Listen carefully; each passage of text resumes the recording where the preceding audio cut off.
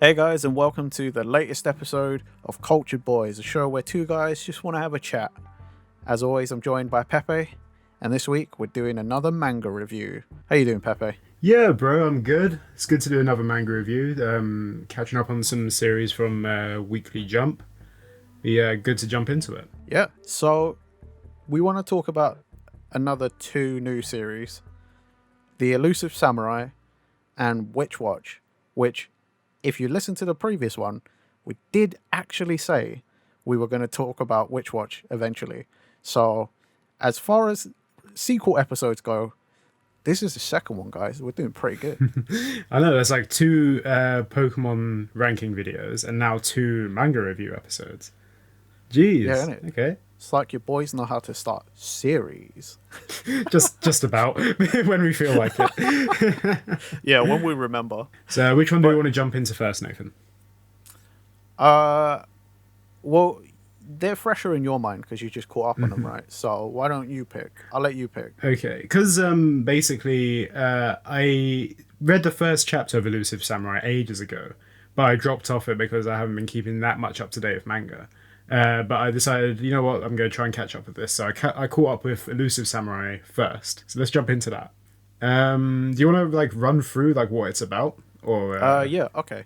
So basically, the story revolves around this main character. I forget his first name. I know he's Hojo, and he is the son of the shogun of Kamakura, and it's basically they were betrayed and sold out to I believe the shogunate of a different section of Japan. yeah, it's Kyoto, wasn't it? Yeah. Yeah. So he's the last surviving Hojo, and the premise is basically this kid is the most reluctant to take up the position. He doesn't want to be a lord. He doesn't want to be anything more. He just wants to live a life, and he's portrayed as useless at everything else except for running away.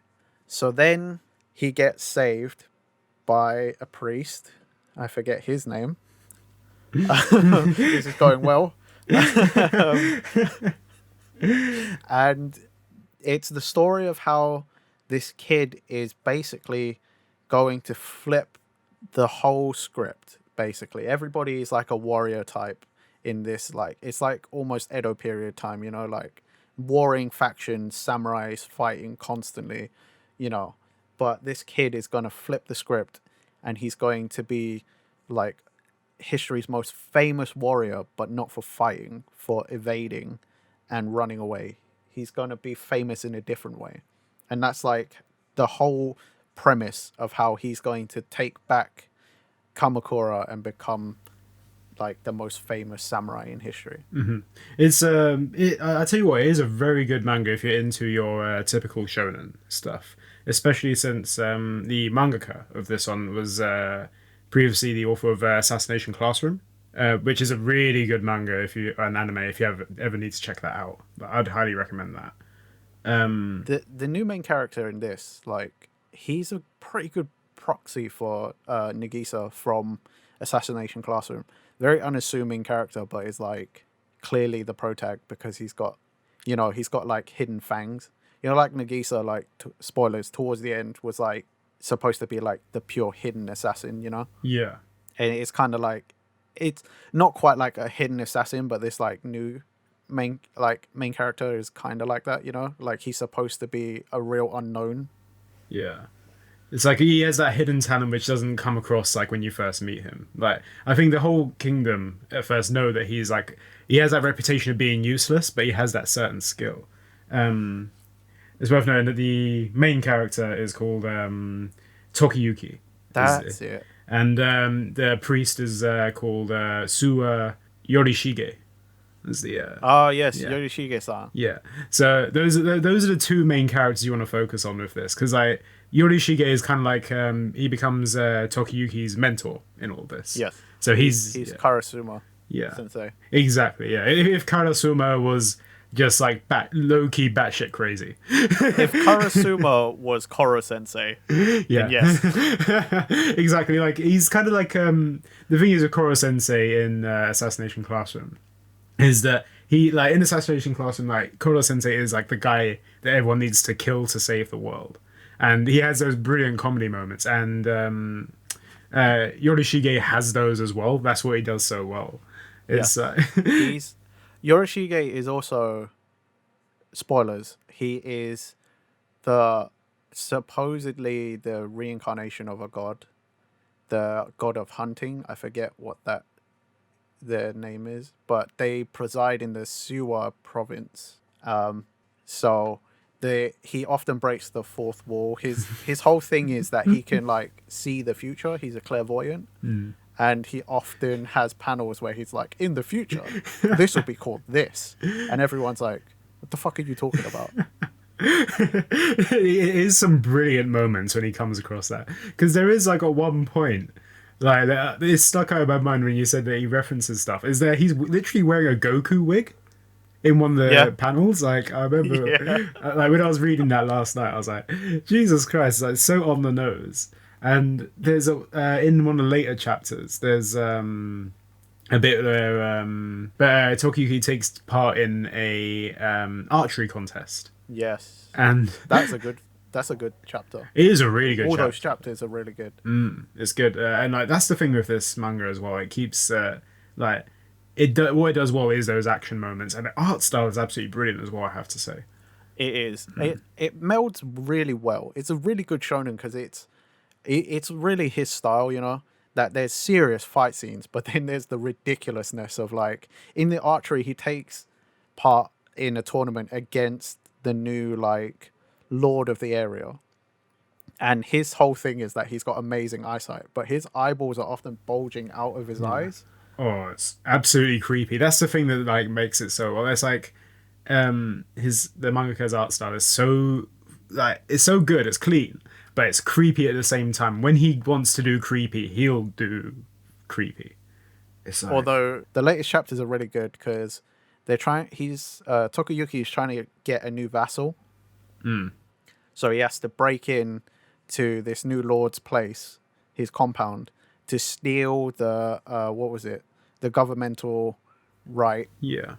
So that they can't search Suwa Temple, and they get found out by this guy, one of this guy's like soldiers or what, like his captains like or something. His right-hand man, yeah. Yeah, and all it is this dude's just got really good hearing, but to show you that he's got fucking huge ears, right? And then they team up together to chase him down, and some of these drawings are hilarious because it's this dude with the bulging eyes, he's a great archer, and then this dude with massive ears who seemingly loves him or something. Yeah. And it's you get some of these weird like romance shots of them on a horse. It's like the guy with the ears is literally hugging the guy with the eyes. Like, yeah, I mean, he's got one of those like in love faces. There's probably blush on it as well. Yeah. You're just like, what the fuck is going on? They're trying to kill two kids, but at the same time, there's some weird romance going on this horse. But yeah, the action in this is like on point. Like it's one of those ones you want to keep reading the next chapter. Like you want to see what happens next. It's one of those ones that it's a gripping one for sure. I think it depends on like what you prefer in a shonen manga as well, though, because I did find this at times a little. I don't know how to put it. There's certain manga like Sakamoto Days, for example, that like gripped me from the first chapter, and I was like, geez, I need to read more of this. Whereas this one, like, it kind of took me a little bit more time to get into, but like when you get into it, like it is on point. The art style's on point. The action's on point. Like the style is creepy as fuck. That at times, not all the time. Bear in mind. I tell you what it is. It's because Sakamoto Days went straight into it. You know what I mean? Like the premise was like given to you as they were doing the action, whereas this one was like you got premise first. They set everything up. Because like I don't feel like this was one that you could have probably set up with the action, but it'd be way more confusing. Yeah, like it did really benefit it to see the I guess for now the main antagonist. If I remember correctly, his name is like Ashiage, like the greatest warrior of the Hojo clan who betrayed them. Yeah, Ashikaga Takayuji is the Yeah, antagonist in this. I wasn't that far Yeah, off. you're very close, very close. But yeah, kind of to set the story better. It did sort of need to be like, oh, look at him, he's the best, everyone loves him, and then it's like straight away he's like betrayed them. Yeah, it's one of those ones where like this manga actually sets up the story from the get go, because this is a story about how the main character is gonna become like basically this almighty warrior from just evading things. Like all he knows is evading right now, but he's gonna progress and he is gonna be on a learning curve throughout the whole series. It's another one of those unconventional shonens where there's like battle, but like it's not solved in the traditional like I fight you, you fight me. It's gonna be melee. Like I'm going to fight you and get strong through the fight. It's more like these people are demons. They're way stronger than him, and all he has is his wit and his physical ability to run away. It's good. Like it's that's the thing. Like every opponent that he comes up again is like an obstacle he has to overcome in his skill set, basically. So it's great. It's a good way of like setting up those like antagonist fights. It's not like what was it like Dragon Ball, for example, where like. Or like no, Dragon Ball's a bit of a weird one to compare it to. I feel like it's like Hitman Reborn, for example. There's like fights in there, and then like he beats the enemy, but then that enemy kind of becomes his friend in a way. It's a very different vibe to that. Whereas in Elusive Samurai, he beats someone, and then but they're like straight up evil. There's no like redemption for these characters that are like that he's defeating right now. There's none of that. Definitely set up each villain like there is. They don't have remorse for their actions, and they clearly have chosen this path. But I do agree with you that it's like a good way of, because they have some sort of skill that he needs to learn, and he's the type that learns in the heat of the moment, kind of thing. So it's like it's pretty good that he will face, at least for now, because it's still early on. I don't know how many chapters I could take of him maybe face, like. If it's not, they don't drag out a fight too long at the moment. No. But I don't know how much I want to read him like, oh, look at this amazing fucking samurai. He's the best with a polearm. I don't know how much I want to see like a 10 chapter fight of that, let's say. Yeah, you want to see how Tokiyuki progresses in it, basically. That's what you want to see in it. And right now, the antagonist fights are usually in the space of 2 to 3 chapters. Like, so if they're continuing, that is, like, sometimes there'll be the odd chapter where it's like a one-off and it's like, oh, okay, the problem's resolved here. But like a lot of it is like, oh, there's this guy here that we need to defeat, and like it ends in about 2-3 chapters, I'd say. But it is worth saying as well that this at this moment of recording, there's only about 13 chapters out. So yeah, it's super early on. It is quite fresh, and we have no idea. It's like what kind of direction it could take and who he could end up facing. Like you just don't know at the moment, because it could be anyone with any type of skill. It's kind of like the way Dr. Stone starts out. Like within the first 5 chapters of that, like it establishes that like, oh, you got Senku, you got is it Taiju? Yeah, Taiju. Taiju, yeah. You got those 2 from the start, and then by the 5th chapter you have Tsukasa, who is the big bad at that point. But spoiler alert for Dr. Stone stuff. Like eventually Tsukasa does he does join up with Senku. Join the kingdom of science. The kingdom of exactly. Like so like it's one of those ones where like that's the sort of thing I was telling you about Hitman Reborn, is that oh yeah, they have enemies but eventually join them and they build up their kingdom of science. Whereas this one, it feels like with Elusive Samurai, they come against people who they kill the bad guys, and then he's looking for more people to join his army in a way. The people who join him clearly have some sort of redeemable quality about them. Mm-hmm. And again, this is only based off of the current chapters where he's currently with his latest potential vassal, which is the first new vassal to be introduced. Yeah. All the rest of them already were at Siwa Temple, so they're like already good. Whereas this person is like not quite all good, but there's like good in them. Yeah, like he's like sort of learning a little bit, this new character that's coming. But yeah, like as I said, it is still early days, and it could, to be fair, it wouldn't surprise me if eventually um Tokiyuki comes across someone in the enemy army and they do join his forces. Like it wouldn't surprise me if that happened at all. Oh Like yeah, that's got to happen at some point because there's only so many random like, oh, there's this person off the street that's super good. You know what I mean? Like yeah. at some point you're gonna have to try and turn the enemy, right? Yeah, so I think that comes with any like manga. It does happen. But yeah, Yeah, this manga's good. it's got huge potential, and we have high hopes for this series. Yeah, 100%. Let's move on to next series then, because I actually really enjoyed this one. I had like, I'm pretty sure, I don't know if it's on recording or not, but I've definitely told you before that you would like this series. And surprisingly, I like this series. It's it's not a genre I often enjoy. yeah, the series mentioned earlier, Witch Watch is it's a sort of like, how do you describe it? Like a supernatural Supernatural, like slice of life, yeah. I would say. Yeah, so the whole concept is basically we get this guy who's just started high school, whose name is Morihito. Morihito. Thank you, thank you. And so he's about to start high school, and then his dad tells him, okay, look, there's this girl from your childhood called Nico, and she's basically coming to high school, but she's gonna be well, she wants you to be her familiar. And he's like, what the fuck? But obviously, a little bit of backstory here. Nico is a witch, and Morihito is an ogre.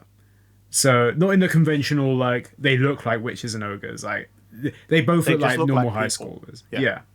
There's no like weird like supernatural thing about them. There's no like Lala Deviluk sort of like tail coming out or anything. It's literally just like she's a witch, looks like a high schooler. He's an ogre that looks like a high schooler. It's like supernatural hidden in plain sight sort of thing.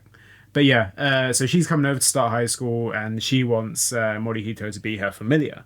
But deep down, Nico kind of loves Morihito. So she sees like it's like a sort of like a potential love thing there. But obviously, he doesn't see it like that. He's like, I want to protect her now. That's his mission. That's the mission that his father's given him. You need to protect her, because apparently Nico is under threat of something, some sort of like supernatural thing. Who knows? It hasn't been established yet, but basically, like she's in danger. In this next year, dangers go before her, and it's Morihito's goal to protect her. Morihito has like supernatural strength, basically, but he was like kind of bullied for it when he was younger. Weirdly enough, so he like kind of overcomes that. But Nico is just she uses her witch powers just willy nilly. Basically, she just like goes for it. She's a free spirit.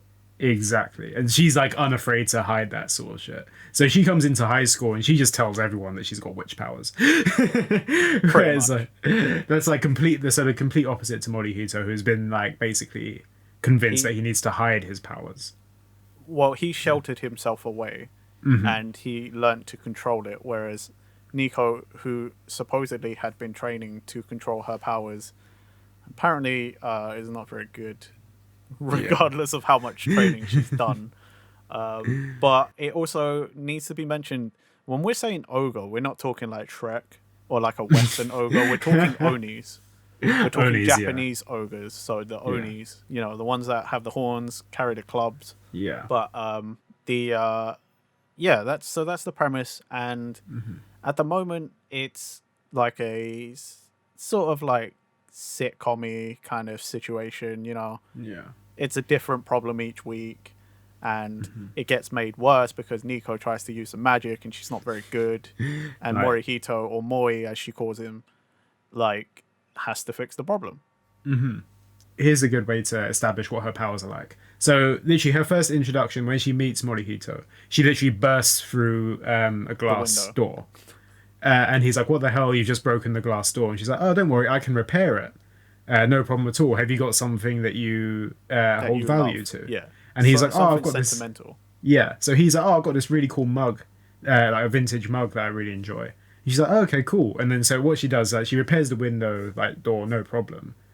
but in sacrifice, Morihito's mug gets destroyed, and he's like, "What, my mug?" Yeah, the Basically, good yeah. way to think of it is like it's almost like equivalent exchange from Full Metal Alchemist, or like the quirks from My Hero, where like everyone has a power, but there's some sort of downside. It's Exactly. never like a 1-to-1. It's not always good. Like something has to happen, and that's the problem with like a lot of Nico's powers. Like, for example, the one where she makes it light, that she casts it on herself and Morihito to like so they have an easier time. They're all like more happy and whatever joyful, but then like the downside is they then get super deep and depressed. It's like I think what was it, with the light thing as well. Like she uses it on Morihito because I think they're trying to save someone from a burning building. Yes. And then she's like, "Oh, it's too heavy. We need to do something." So she makes Morihito lighter.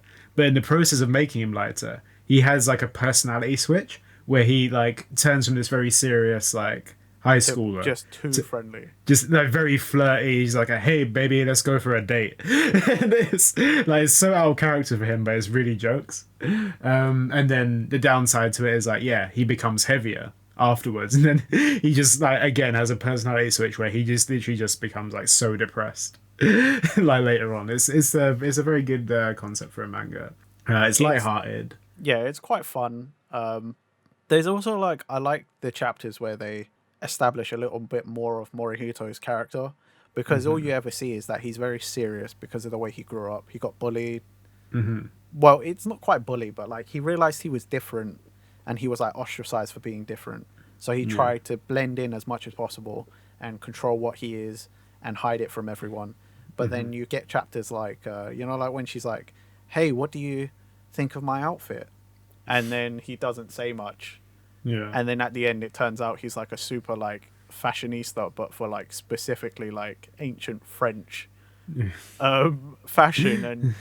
And he's like, "I actually like what you normally wear because it's look at the stitching and the fabric, you just don't get things like that anymore."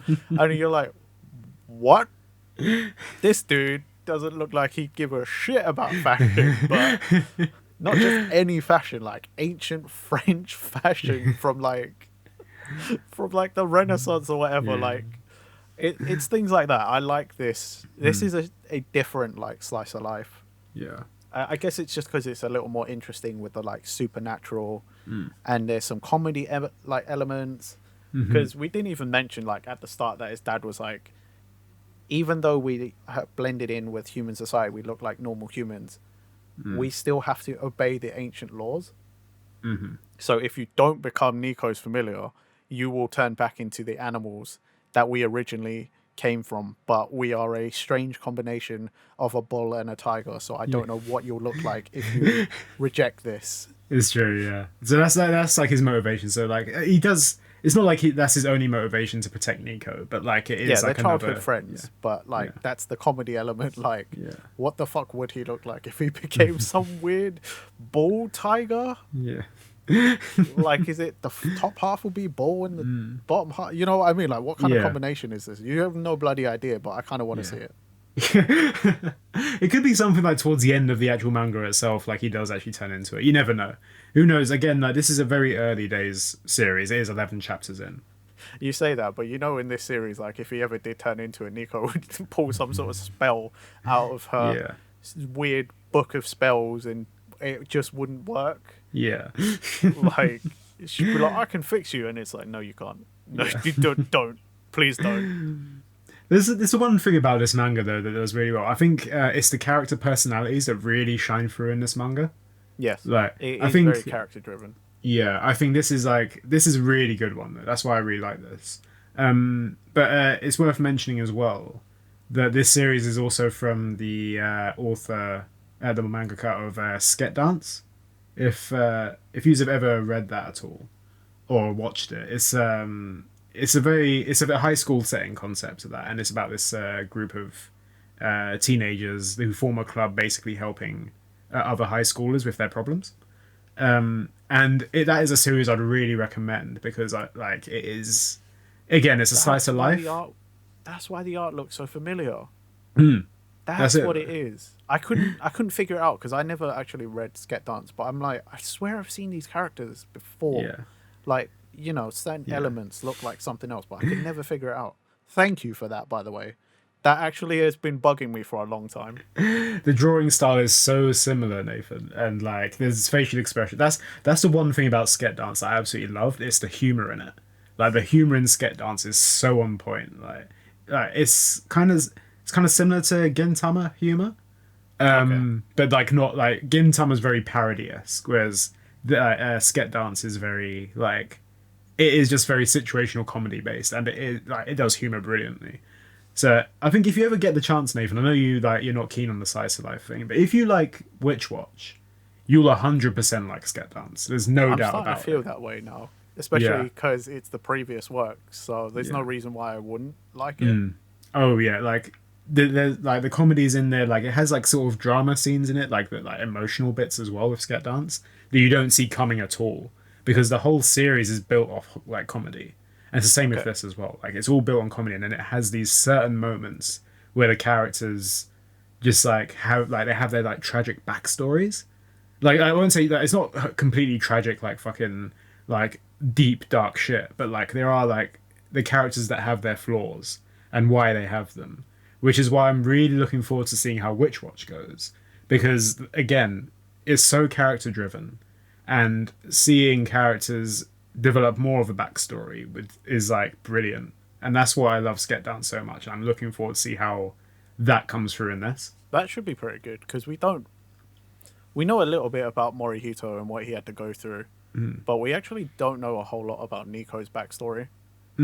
Exactly. Like we know that she had like she makes like friends quite easily, kind of, Yeah, because she and then had she went off to a mountain to train, like, but we don't know more than that. like as I said, it's very early days as well. It's 11 chapters in at this time of recording. But Also, there's yeah, more characters. There could be way more characters because they did just like in spoilers, the most recent ones they introduced the Tengu. He's also her familiar, and he's completely different to both of them. So there could be more characters along the way, like more familiars that we don't know about. exactly. Yeah, and it is like it's worth mentioning. It is still in a high school setting as well, so there are characters in there, like mainer characters that don't have any powers. Like so, we've got the ogre, we've got the tengu, we've got the witch, who all have supernatural powers. But like we also have like characters that like Nico meets in school. Like she makes friends Oh, quite quickly, we and didn't they're even like, talk about their class. That their class is filled with like anime and manga tropes. oh yeah. See, this is it. This is what I talk about the humor in Witch Watch. It just like it comes across so well. And yeah, the anime and manga tropes is what was it? There's one character in there where they're doing all minor character introductions, and there's was the one guy without sleeves. Oh yeah, It's like my name is this person. Like my name translates into sleeveless, and it's true. I haven't worn sleeves since I was in like but that's like middle their school. whole class. Their Yeah. whole class is like that. Each person's like, "Oh, my name is this," but it translates to this, and you're like, "Oh, you're just the trope, and your name is the trope." And it's so well done. The humor's so great in this. I'm just glad to see that kind of humor coming back from that Sket Dance series. And I really do look forward to seeing how far it goes. Same. Especially like that's the thing with Sket Dance. I know I'm talking about Sket Dance a lot right now, but like that was just a high school setting, and the humor was great in that. But there wasn't like much else to it apart from the high school setting. So seeing how the supernatural elements come into this, it gives it a new spin in some way. It can create more situations because you can do almost anything. Especially now that you've got a fucking Tengu who can control wind. You've got a witch that can do almost anything, but will always fail. And an ogre who has to deal with it all with super strength, essentially. But he's also the most sensible one, so I'm looking forward to see what other characters they can introduce from like mythology as well. I know, innit? Like, what other yokai can you chuck in there? Kappa. Oh, there's gonna have to be a kappa I want character to in see it. a Kappa. There's got to be a kappa in it at some point. Yeah, but like currently a lot of the characters in there. Well, I say two out of the three supernatural characters are based on Japanese mythology, and the witch is obviously like it's hard to say where witches come from in terms of mythology. I Like would it's say that's more like a universal mythology by yeah, this point. I yeah, think it's mostly Western, like European mythology, but it's hmm by this point a lot of things are just sort of universal because they've just been in the public consciousness for a long time. yeah. I would like to see where else it can go with it. Like, um, but yeah, I mean, there's got to be like a dragon at some point as well, right? It's yeah, it's Asian, it's an yeah. Asian thing. We always got to put dragons in it. For a dragon somewhere. Yeah, And the thing is, right, if the dragon isn't a familiar, then they're going to be an antagonist. yeah. It's so hard to establish what the antagonist is at this point because, like, Well, just anything. yeah, it Because could, we don't know. We just know there's some troubles on the way, and our boy Moe's got to sort it out with yeah. Tengu Kid. Well, that's Forget the Tengu thing. Kid's name. Isn't it Khan or something? That's it. Is It it is Khan? actually. Yeah, it literally is. Yeah. So yeah. It's also worth mentioning as well that the Tengu and ogres actually hate each other. Yeah, but it's like they make it come across more like it's a Tengu thing, Yeah. like some sort of inferiority complex. Basically, like the backstory is Khan's like, I hate this guy because why do ogres get to be the most famous Japanese yokai? What about Tengus? No one respects Tengus, especially those ogres. And Morihito's like, I feel absolutely nothing towards Tengus. I have no opinion. I don't even think about them. And Khan's like, that's what I'm talking about. That right there. That's why I hate you. But again, it really does seem like a Tengu inferiority complex. You know what made me laugh? It's there's a panel where Khan's talking about his dad and how his dad hates ogres. But he goes on about Demon Slayer, Kimetsu no Yaiba. Yeah. He's like, oh, that was my dad's favorite series because it was all about killing demons and ogres. And, like, it had Tengus in it. Yeah. Like, I think that reference made me laugh so much. I just love the panels where Yeah. Khan is actually just going off on one about it's all your fault. You lot don't respect us, and it is just like most of the panel is Morihito's stone ass face saying, "I don't care about Tengu. I don't think about them." Like absolutely playing into the fact exactly what Khan is complaining about. That fucking no one respects them and that no one thinks about them, and it is just a pan face Morihito like, yeah, exactly. I don't think about you. I don't care. Yeah, 100% recommend it. 100% recommend Elusive Samurai. They're Yeah. both really good manga right now. I do hope they stay around for a bit. Please check both. They are both worth reading, and they both have great potential. Cannot recommend them enough. Much like in our last ones where we were talking about Sakamoto Days and Mashal, a lot of these series, if you give them a chance, they're actually pretty good. You do have to sift through some of the new ones. They're not all great, but hopefully we'll keep making these kind of videos to show you the ones that we like, and hopefully if you enjoy our opinions, then you'll find new series as well. For sure. It's worth mentioning as well that you can read all of these on the Manga Plus app from Suecia. Yes, you So, can read it for free pretty much probably like 2-3 days after it comes out in Japan when they've translated it and put it out. Yeah, for sure. But yeah, cool. That about rounds up today. Thank you for listening, guys. Make sure you like, comment, subscribe, ring that bell button, all that YouTube jazz. And yeah, we shall see you next time. Bye-bye. Bye guys.